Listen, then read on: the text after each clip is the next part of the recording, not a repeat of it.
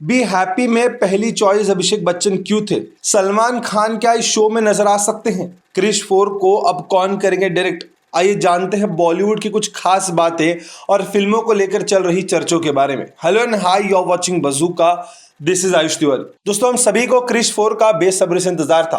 काफी लंबे टाइम से क्रिश 4 को लेकर अलग अलग बातें हम सभी के बीच में आ रही थी। तभी हाल ही में राकेश रोशन ने इस बात पर चुप्पी तोड़ी है। उन्होंने कहा है कि मैंने डायरेक्शन से काफी टाइम पहले ही संन्यास ले लिया है और इस समय मैं क्रिश 4 को डायरेक्ट करने के किसी भी मूड में नहीं हूं। लेकिन हाँ, क्रिश 4 को डायरेक्ट करने की जिम्मेदारी मुझे किसी को देनी होगी। तब सुर्खियों के अनुसार पता चला कि क्रिश 4 को सिद्धार्थ आनंद डायरेक्ट करेंगे। मतलब कहीं ना कहीं कोई मिल गया। क्रिश 1, क्रिश 2 के बाद अब जब चौथे पार्ट की इंतजार कर रही है ऑडियंस, तो कहीं ना कहीं राकेश रोशन इस बार क्रिश 4 को डायरेक्ट नहीं करेंगे। उन्हें शायद कहीं ना कहीं सिद्धार्थ आनंद को अपनी जिम्मेदारी सौंपी है, जो क्रिश 4 को हम सभी के बीच में लेकर आएंगे और बाकी पार्ट की तरह इस पार्ट को भी सुपर डुपर हिट करने के लिए मेहनत करेंगे। दोस्तों, आप सभी को बता दूं कि आमिर खान ने अपने 60वें जन्मदिन के दिन बहुत सारी बातें मीडिया से शेयर की। वहीं जावेद अख्तर के साथ उनकी खास बातचीत के दौरान उन्होंने बताया कि मैंने उस समय बहुत सारे बेहतरीन डायरेक्टर के साथ काम किया, लेकिन उस समय एक ऐसे डायरेक्टर थे जिनके साथ मैं काम करना चाहता था, लेकिन उन्होंने मुझे अपनी कोई भी फिल्म में नहीं लिया। उन्होंने बताया कि मैं बात कर रहा हूं सुभाष घई की। सुभाष घई उस समय काफी अच्छे जाने माने डायरेक्टर थे और उन्होंने ढेर सारी फिल्में डायरेक्ट भी की है जो सिनेमा पर अच्छी खासी चले भी और हिंदी सिनेमा के बॉक्स ऑफिस कलेक्शन रिकॉर्ड भी बने। मैं उस समय उनके साथ काम करना चाहता था, लेकिन उन्होंने उस समय मुझे कोई भी फिल्म नहीं दी।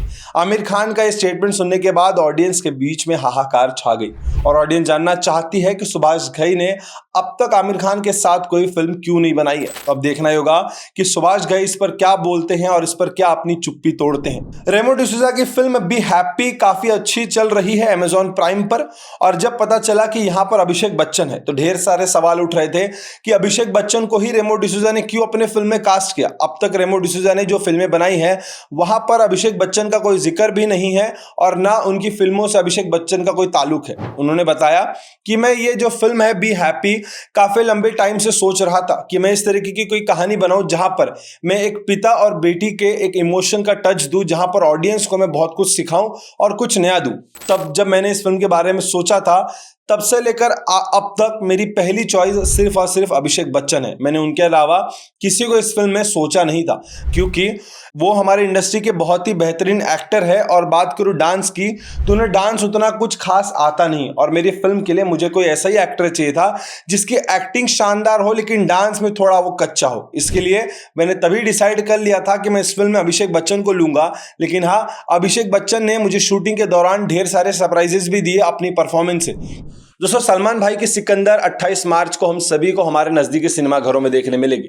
अगर बात करें इस फिल्म की, तो टीजर और 2 गानों के बाद यह फिल्म सबसे ज्यादा सुर्खियों और चर्चों पर है। ऑडियंस बेसब्री से इंतजार कर रही है कि कब हमें सिकंदर का ट्रेलर देखने मिलेगा।